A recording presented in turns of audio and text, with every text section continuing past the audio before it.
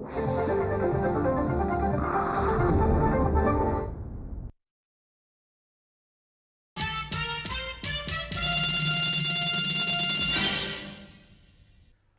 हो, court marshal मध्ये आपलं स्वागत. आज आपण एका धडाडीच्या डॅशिंग पत्रकाराला या कार्यक्रमामध्ये आमंत्रित केलेला आहे. तुम्हाला आठवत असेल की लोकप्रभा साप्ताहिकातून एकेकाळी आपल्या सच्चाई या सदराच्या माध्यमातून सर्वसामान्यांच्यावर होणाऱ्या अन्यायाला वाचा फोडणारी आर्टिकल्स, लेख लिहिणारे, त्याचप्रमाणे गुन्हेगारी विश्व, पोलीस विश्व, अंडरवर्ल्ड यांचाही वेध घेणाऱ्या कव्हर स्टोरीज करणारे आणि सध्या शिवसेनेचं मुखपत्र असणाऱ्या सामना या दैनिकाचे कार्यकारी संपादक श्री संजय राऊत यांना आज आपण इथं आमंत्रित केलं आहे. संजय, कोर्ट मार्शल मध्ये आपलं स्वागत आहे. पहिला प्रश्न मी असा विचारेन संजय की 29व्या वर्षी मला वाटतं तुम्ही संपादक पदाची धुरा हाती घेतलीत सामनाच्या, तर इतक्या या तरुण वयामध्ये त्या संपादक पदाच्या खुर्चीवर बसताना घाम वगैरे फुटला की नाही? एकदा धाडस करायचं म्हटल्यावर घाम फुटला नाही आणि धाडस केल्याशिवाय माणसाला शिखरावर जाता येत नाही. आणि सामनासारखं दैनिक हे माझ्या प्रकृतीला मानवणारं होतं, कारण धाडस हा माझा एक स्वभाव आहे. त्यानुसार मी ते स्वीकारलं आणि स्वीकारल्यावरती मी जो माझा स्वभाव आहे लढवाया, एक म्हणतो मी की मी लढणारा माणूस आहे आणि एक दशकभर लढत राहिलो पत्रकार म्हणून सामान्य माणसासाठी, समाजातील अनेक घटकांसाठी. आणि आजही ते काम माझं चालू आहे. त्यामुळे घाम वगैरे फुटला नाही, उलट आता अनेकांना घाम फुटतो असं मला वाटतं माझ्यामुळे. म्हणजे एकूण शिवसैनिकाची अगदी पद्धत आहे तसंच तुम्ही आविर्भाव धारण केलात म्हणजे गेल्या 11 वर्ष. शिवसैनिकाचं म्हणता येणार नाही. शेवटी संताप आणि चीड या प्रत्येक माणसाला असतात आणि आपल्या अवतीभोवती जो अन्याय असतो किंवा जे काही बऱ्या वाईट गोष्टी असतात त्याच्याविषयी जर चीड येत नसेल माणसाला, संताप येत नसेल आणि आपल्या हातात जे हत्यार आहे लढण्याचं त्याचा वापर केला जात नसेल, तर मला असं वाटतं की कुठल्याही पत्रकाराने म्हणा किंवा लोकप्रतिनिधीने म्हणा किंवा ज्याच्या हातात थोडी जरी सत्ता आहे अशा व्यक्तीने म्हणा, ती जर समाजासाठी वापरली नाही आणि अन्यायाविरुद्ध आवाज उठवला नाही तर त्याचं व्यर्थ आहे जगणं असं मला वाटतं.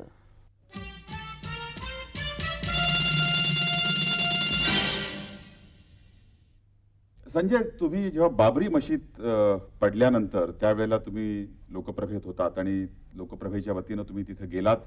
त्यानंतर संपूर्ण घटनेचा आखोदेखा हाल पाहिलात आणि त्यावर मला वाटतं ते अत्यंत निपक्षपातीपणे कुठल्याही एक धर्माचा धार्मिक दृष्टिकोन न ठेवता असं तुम्ही लेखन केलं. आज मात्र परिस्थिती बदलली. आज तुम्ही सामनाचे संपादक आहात आणि शिवसेनेचा हिंदुत्ववादी दृष्टिकोन हा जगजाहीर आहे. तर अशा परिस्थितीत आज नेमकं जे काही मतं तुम्ही व्यक्त करताय ती तुमची मतं व्यक्त करताय की बाळासाहेबांची मतं व्यक्त करताय? प्रश्न कोड्यात टाकणारा आहे. पण मी असं म्हणतो की त्यावेळी जे मी लिहिलं त्या भूमिकेशी मी प्रामाणिक होतो आणि आज जे मी करतोय ती भूमिका सुद्धा एक लोकभावनेची भूमिका आहे. या देशातल्या बहुसंख्य लोकांच्या भावना मी मांडतोय आणि बाळासाहेब ठाकरेची भूमिका मांडतायत. त्यात फार फार गैर असं मला वाटत नाही, कारण शेवटी या देशातल्या बहुसंख्य भावनांचं प्रतिबिंब ते पाडत असतील त्यांच्या बोलण्यातून, त्यांच्या राजकारणातून, आणि थोडंफार मी त्यांना सहाय्य करतोय. मी काय फार धर्मांध माणूस आहे असातला भाग नाही आहे, पण शेवटी ज्या गोष्टी सत्य आहेत त्याच्याबरोबर राहणं हे माझं काम आहे, ते मी करतोय. तुमच्यातला जो एक पत्रकार आहे, आता तुम्ही संपादक पदाच्या खुर्चीवर बसलेले आहात, तेव्हा पत्रकार काही ठिकाणी असा अन्याय दिसल्यानंतर असं उसळी घेतो का, धावावंसं वाटतं का तिकडं, आणि असं काही घडतं का कधी? शेवटी संपादक हा पत्रकारच असतो. जो पत्रकार नसतो संपादक होऊ शकत नाही. आणि आजही मला अशा अनेक घटना जेव्हा घडतात, देशात घडतात, देशाबाहेर घडतात, तेव्हा मला असं वाटतं की आपण तिथे पोचायला पाहिजे. पण संपादक म्हणून जी थोडीफार बंधनं असतात, जी वेगळी भूमिका मला करावी लागते, ती भूमिका करून मी माझ्या सहकाऱ्यांना तिथपर्यंत पोहोचवण्याचा प्रयत्न करत असतो. आणि मला असं वाटतं की ते सुद्धा माझं काम आहे. लोकांना जास्तीत जास्त चांगली माहिती देणं, आखोदेखा हाल देणं, ऑन द स्पॉट जाऊन रिपोर्टिंग करायला आमच्या लोकांना भाग पाडणं हे मी करत असतो. जे मी पूर्वी केलं ते आता माझ्या सहकाऱ्यांना करायला सांगतो. म्हणजे तुमच्यातला जो शोधपत्रकारिताचा म्हणजे एकूण एखाद्या घटनेचा वेध घेणारा जो पत्रकार आहे तो त्याला कधीतरी वाटतं की अरे आपण जर गेलो असतो तर काहीतरी आणखीन जास्त चांगल्या पद्धतीने ही स्टोरी केली असते, असं वाटतं का कधी? असं वाटतं, पण मी आमच्या लोकांना पाठवण्यापूर्वी त्यांना तशा सूचना देऊन ठेवतो की आपल्याला नक्की काय हवं आहे आणि काय घडू शकतं. ही एक वेध घेण्याची थोडीशी एक माझी पहिल्यापासून अभ्यासाची जी सवय आहे, तर त्याचा मला उपयोग होतो की नक्की काय घडू शकेल आणि काय काय घडण्याची शक्यता असतात. एक पत्रकार म्हणून, एक संपादक म्हणून जो काही तिसरा डोळा आपल्याला सतत उघडा ठेवावा लागतो, त्यानुसार काम करतो. जिथे शक्य असेल तिकडे मी पोहोचण्याचा प्रयत्न करतो किंवा माझे सहकारी यशस्वी होतील त्या जागेवर जाऊन, तसे मी सतत प्रयत्न करत असतो.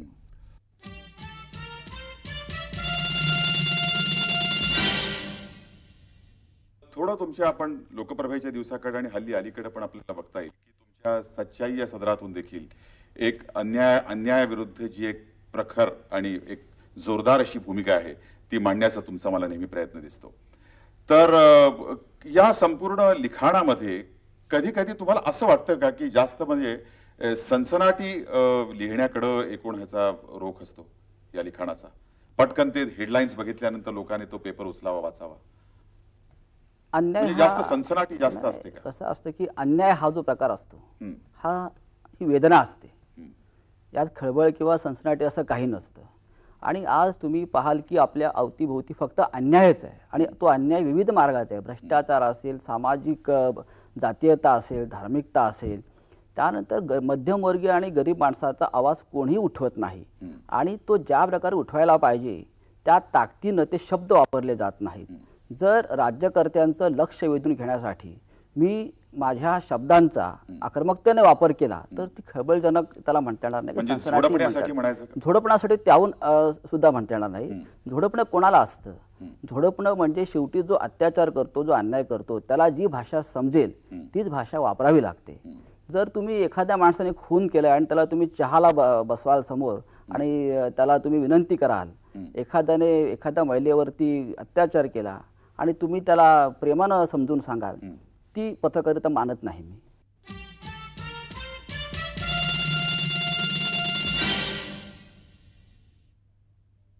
संजय, असंख्य मराठी माणसांना महाराष्ट्रातल्या बाळासाहेब ठाकरे या व्यक्तिमत्वाविषयी एक तऱ्हेचं फॅसिनेशन आहे, कमालीचं आकर्षण आहे. एक गूढ आकर्षण असंही आपण या गोष्टीचं वर्णन करू शकतो. मला वाटतं की कार्यकारी संपादक या नात्यानं मला वाटतं रोज तुमचं बाळासाहेबांशी बोलणं होत असणार, बऱ्याचदा भेटीगाठी होत असणार. तुम्हाला बाळासाहेब उमजलेत का? बाळासाहेब समजलेत का? मी एक दशकभर त्यांच्याबरोबर काम करतोय, प्रत्यक्ष त्यांचा संपादक म्हणूनच. त्यांचे विचार मी अनेकदा प्रकट करत असतो, संपादकीयातून, स्तंभातून, वृत्तपत्रातून. आणि इतका मोठा महान द्रष्टा नेता समजून घेतल्याशिवाय मला हे त्यांचे करणं विचार शक्य नाही. मांडणं, लिहिणं शक्य नाही. एक माणूस म्हणून ते फारच महान आहेत, राजकारणी म्हणून द्रष्टे आहेत. आणि इतका मोठा संघटना, इतका मोठा पसारा सांभाळणं, ह्यामागे नक्कीच त्यांच्यात एक आत्मिक शक्ती आहे. आणि त्यांच्या विचारात मी नेहमी पाहतो की त्यांच्या विचारात, त्यांच्या शब्दात एक ताकद असे की त्या शब्दातून हुतात्मे निर्माण होतात, लढवय्ये निर्माण होतात. आणि अशी माणसं शतकातून फार कमी जन्माला येतात, हे माझं काय म्हणणं आहे. त्यांच्याशी राजकीय मतभेद असताना सुद्धा अनेक लोक त्यांचं कौतुक का करतात किंवा त्यांच्यावर उसंबून का राहतात, ह्याचं कारण म्हणजे विश्वास. आणि आपल्या सहकाऱ्यांना, आपल्या जवळच्या माणसांना त्यांचे गुन्हे पोटात घालून ते पुढे जात असतात अनेकदा. नाही, एखाद्या घटनेवर बाळासाहेबांचं नेमकं भाष्य काय असेल याविषयी लोकांच्या मनामध्ये एक प्रकारची अशी द्विधा मनस्थिती असते. काय नेमकी प्रतिक्रिया बाळासाहेब व्यक्त करतील? तुम्हाला या प्रतिक्रियेचा अंदाज नेहमी देता येतो का? अनेकदा येतो. हं. कारण बाळासाहेब ठाकरे समजायला तसे फार सोपे आहेत. त्यांची भूमिका परखड ठाम असते, ते भूमिका बदलत नाहीत. जसे त्याला मी एकवचनी म्हणतो की तुम्ही त्यांची 10 वर्षापूर्वीची मतं पहा आणि आताची मतं पहा, त्या मतामध्ये अजिबात फरक नाही. मराठी माणसाचा विषय त्यांनी सुरू केला, पण त्यावेळेला सुद्धा त्यांनी हिंदुत्वाचा विषय मांडला होता. आणि आज इथे हिंदुत्व घेऊन पुढे निघालेले आहेत. त्याच्यामुळे हिंदुत्वाच्या प्रश्नावर किंवा मराठी माणसाच्या प्रश्नावर, महाराष्ट्राच्या प्रश्नावर त्यांनी कधीही दुटप्पी आणि ढोंगी भूमिका घेतलेली नाही. हा माझा अनुभव आहे.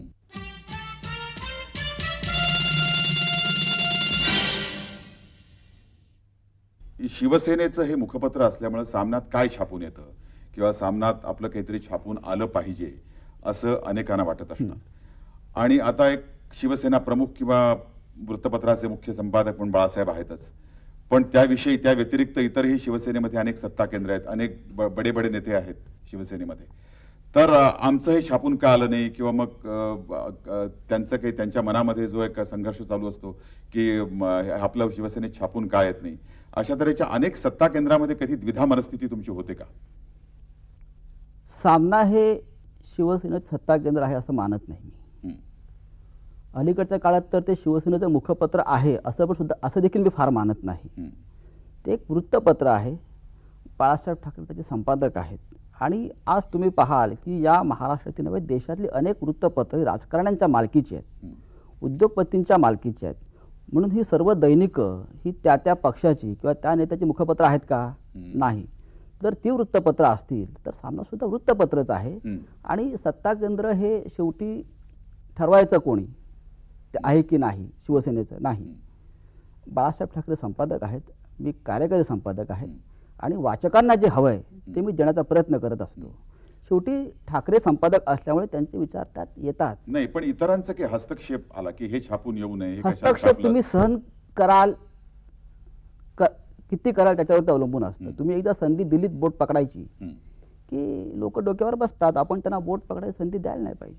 मग तशी तुम्ही संधी मी संधी देत नाही. मी स्वतः माझ्या भूमिकेशी प्रामाणिक आहे संपादक म्हणून.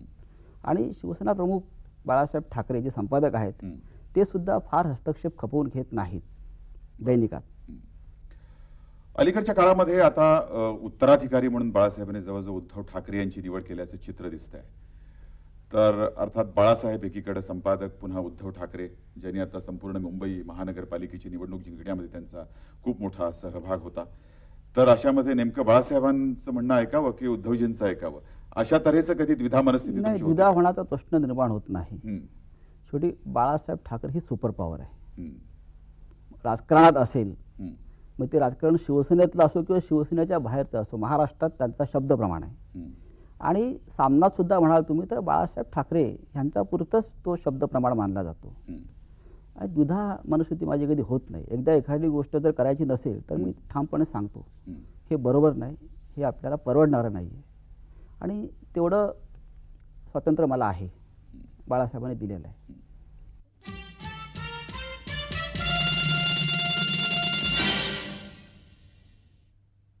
काळाच्या ओघामध्ये सामनासारखं वृत्तपत्र जे आहे त्याच्याकडे बघण्याचा दृष्टिकोन केवळ शिवसैनिक हे त्याचे वाचक न राहता इतरही अनेकांना हे वृत्तपत्र वाचण्याला आपण उद्युक्त करावं, म्हणजेच हे काळाच्या ओघामध्ये टिकू शकेल असं एकूण चित्र आपल्याला पक्षीय वृत्तपत्रांकडे दृष्टिक्षेप टाकल्यानंतर दिसतं. तर तशा दृष्टीने मगाशी तुम्ही या विषयाला थोडाफार स्पर्श केलात, तर तशा दृष्टीने तुमचा काही प्रयत्न होतोय का सामनामध्ये? प्रयत्न झालेलाच आहे. तुम्ही जर सामना अलीकडे पाहाल तर तुम्हाला पूर्णपणे सामना हा इतर वृत्तपत्रांच्या स्पर्धेत फार पुढे गेलेला आहे दिसून येईल. आणि एक पहा तुम्ही प्रदीपजी की आज या देशामध्ये असंख्य पक्ष आहेत, असंख्य बलाढ्य नेते आहेत आणि प्रत्येक पक्षाचं काही ना काहीतरी मुखपत्र आहे. असे किती मुखपत्र तुम्हाला माहिती आहेत? असे किती मुखपत्र चाललेली आहेत? त्याला सामना का अपवाद आहे? कारण सामना फक्त शिवसेनेचं नाही आहे, सामना मराठी माणसाचं आहे, वाचकांचं आहे. आणि वाचक ज्या दैनिकावर प्रेम करतात, डोक्यावर घेतात, त्याला भविष्य असतं. आणि शेवटी चळवळ आहे. सामना हे चळवळीतून उभं राहिलेलं दैनिक आहे. जोपर्यंत ते चळवळ आहे तोपर्यंत दैनिक हे उभंच राहणार. म्हणजे एक तर तुम्ही हे निश्चित केलं की सामनाचं संपादकत्व तुम्ही स्वीकारलंय, ती म्हणजे सोनेरी पिंजऱ्यातली पत्रकारिता नाही, कारण तुम्हाला बरीचशी मोकळीक दिलेली आहे. आणि मग अशा तऱ्हेनं काय तुम्ही नेमके प्रयत्न करताय की सर्वसामान्य वाचकाला देखील सामनाकडे आकृष्ट करता येईल? हे तुम्ही सांगितले, एकूण एक त्याची फिलॉसॉफी सांगितली, पण नेमकेपणानं जर तुम्ही सांगायचं झालं तर तुम्ही काय सांगाल? सर्व शेवटी लोकांच्या प्रश्नावर जसं राजकारण उभं राहतं तसं लोकांच्या प्रश्नावर दैनिक उभं राहतं. तुम्ही कितीही त्याला रंगरूप दिलं, तुम्ही त्याला पुरवण्या दिल्यात, रंग बदललेत, कागद चकचकीत वापरलात, पण तुमच्या शब्दात दम नसेल आणि विचारात ताकद नसेल तर दैनिक फार काळ टिकत नाही, वृत्तपत्र फार काळ टिकत नाही. हा इतिहास आहे. आणि मला असं वाटतं की सामना लोकभावनेबरोबर आहे. लोकांना जे हवं आहे, विविध क्षेत्रातल्या मान्यवरांना जे हवं आहे, विचारवंतांना जे हवं आहे, सामान्य माणसाला जे हवं आहे, समाजातल्या विविध क्षेत्रातल्या लोकांना जे हवं आहे ते सामना देत असतं. आणि सर्व थरातला वाचक सामनाकडे आज आकर्षित झालेला आहे.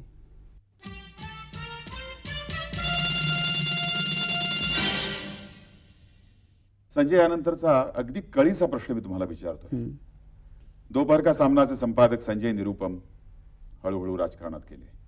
प्रीतिश नंदी सारखे एक ज्येष्ठ पत्रकार आपल्या देशातले तेही राजकारणात गेले, म्हणजे शिवसेनेत आले. तुम्ही राजकारणात केव्हा जाणार? म्हणजे शिवसेनेचं काही आमदार पद किंवा? तुम्ही असं थेट काय विचारता की तुम्ही गटारात केव्हा उडी टाकणार? अच्छा, बापरे. म्हणजे त्या या ऐकून या हे पदांविषयी पहा की राजकारणात गेल्यावरच प्रश्न सुटतात हा जो एक भ्रम आहे त्या भ्रमात मी कधीच राहिलो नाही. वृत्तपत्रासारखं दुसरं लोकांचं प्रश्न सोडवायला आणि आपल्या अवतीभोवतीचा अन्याय दूर करणारं दुसरं माध्यम नाही आहे. आज संपादक म्हणून जी ताकद आपण निर्माण करतो आपल्या लिखाणावर, ती राजकारणी कधीच करू शकणार म्हणजे नाहीत. दोन आणि राजकारणी हे लोकांच्या मनातून उतरलेले आहेत, हळूहळू उतरत, आणि पैशाचं राजकारण फार झालेलं आहे. त्या राजकारणामध्ये आपण कितपत टिकू शकतो? सामान्य माणसाचा प्रश्न घेऊन जो एक पत्रकार उभा राहतो तेव्हा तो पैशाच्या महापुरात वाहून जातो. अनेकदा या भ्रष्टाचारात त्याच्यात अनेक चांगले लोक आले आणि वाहून गेले. म्हणजे आम्ही राजकारणात अजिबात जाणार नाही, हे 2002 मधलं तुमचं वक्तव्य आम्ही चिरकालीन आहे असं म्हणायचं का? राजकारणात जाणार की नाही यापेक्षा आज संपादक म्हणून हां प्रत्येक संपादक हा हां प्रत्यक्ष अप्रत्यक्ष राजकारणच करीत असतो. बर पडद्यामागून वृत्तपत्रातून त्यांची मतं ठरलेली असतात. पण तुम्हाला तशी विचारणा तर झाली असेल, तुम्हाला कधी विचारण्यात आलं होतं का? मी राजकारणात येऊ नये हां. यासाठी अनेक जण प्रयत्न करत असतील.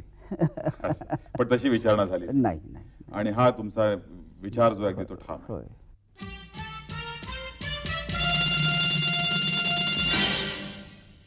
संजय, एक पत्रकार म्हणून तुम्ही या महाराष्ट्रामध्ये बरीच स्थित्यंतर पाहिली आहेत आणि पत्रकारितेच्या माध्यमातून तुम्ही संपूर्ण देशभर देखील हिंडलेला आहात. मला एक तुमचा लेख आठवतो की बिहारमध्ये तुम्ही जेव्हा बूथ कॅप्चरिंग इलेक्शनच्या वेळेला, निवडणुकीच्या वेळेला तुम्ही गेला होतात, तेव्हा बूथ कॅप्चरिंग तुम्ही प्रत्यक्ष बघितलं आणि त्यावर तुम्ही बरंच एक घणाघाती आणि असं स्फोटक असं लिखाण केलं. आणि आता तुम्ही महाराष्ट्रातलं राजकारण देखील अनेक वर्ष पाहत आहात. तर हे बिहारमध्ये नेमकं तुम्ही काय पाहिलं आणि बिहार आणि महाराष्ट्रातलं एकूण जे एक राजकारण आहे किंवा राजकारणाची परिस्थिती आहे किंवा एकूण सामाजिक परिस्थिती आहे, यातली जर तुलना करायची म्हटली तर तुम्ही काय म्हणाल? बिहारची तुलना महाराष्ट्राशी होऊ शकत नाही. महाराष्ट्र तसं फार प्रगत राज्य आहे. त्याला एक वारसा आहे, परंपरा आहे, इतिहास आहे, आणि शेवटी संस्कार आणि सुसंस्कृतपणा हा जो महाराष्ट्राला वारशानं लाभलेला आहे तो तर पुसला जाणार नाही. जर तुम्हाला महाराष्ट्राशी तुलना बिहारची करायची असेल, तुम्हाला सर्वप्रथम मुख्यमंत्रीपदी लालू यादवांना आणावं लागेल, राबडी देवींना आणावं लागेल. तिकडे ज्या प्रकारे राजकारणी आणि गुन्हेगारी यांचं जे काही सोटे लोट आहे ते आणावं लागेल.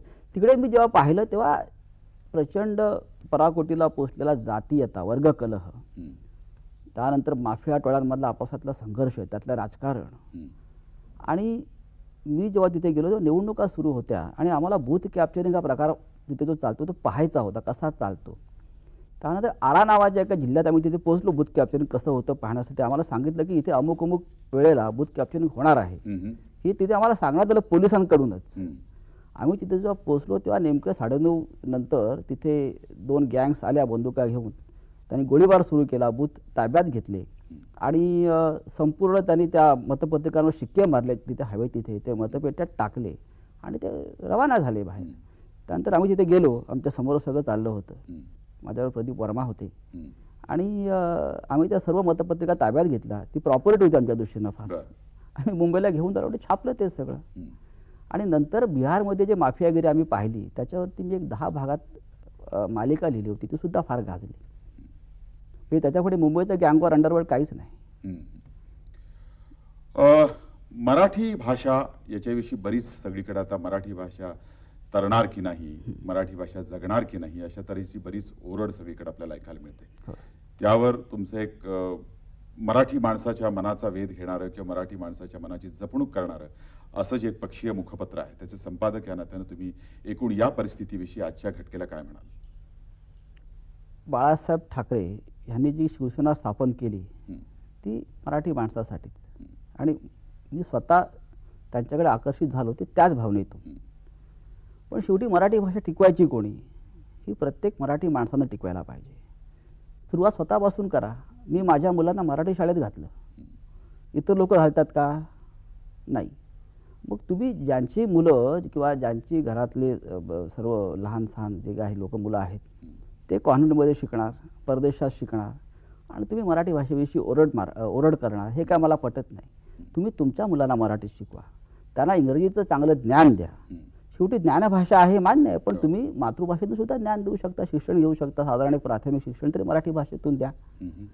आणि मराठी भाषा मरणार नाही. शेवटी मराठी भाषेचा वारसा हा फार मोठा आहे आणि जोपर्यंत मराठी भाषेवर प्रेम करणारा वर्ग आहे हं. तो परत नाही मरणार. मराठी भाषेला काही मरण नाही. मरण नाही.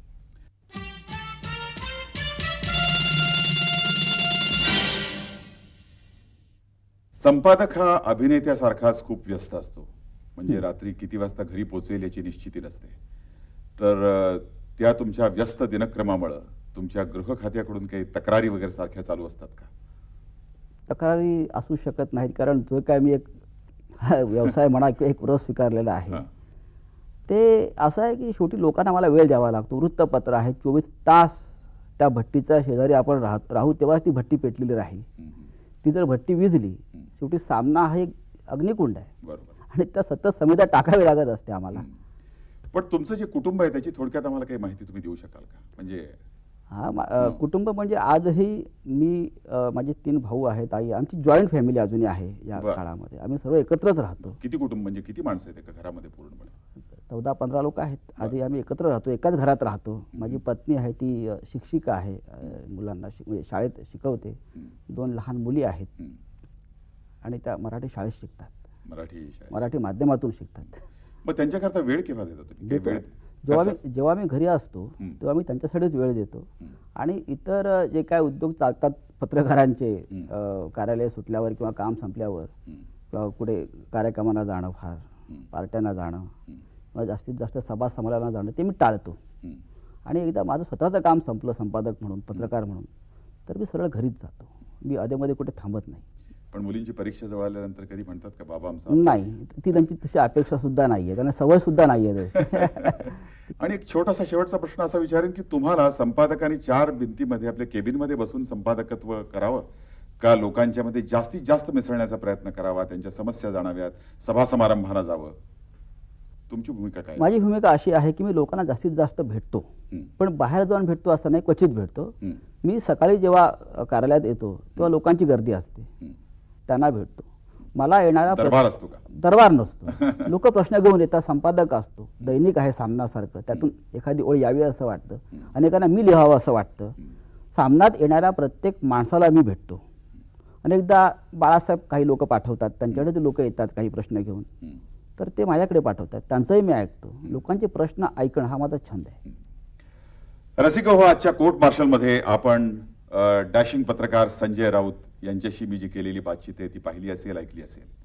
अर्थातच कोर्ट मार्शलच्या आपल्या नेहमीच्या नियमाप्रमाणे एखाद्या व्यक्तीविषयीचं मत ठरवण्याचा अधिकार हा आहे तुमच्या हातातच. धन्यवाद संजय, कोर्ट मार्शलमध्ये आल्याबद्दल.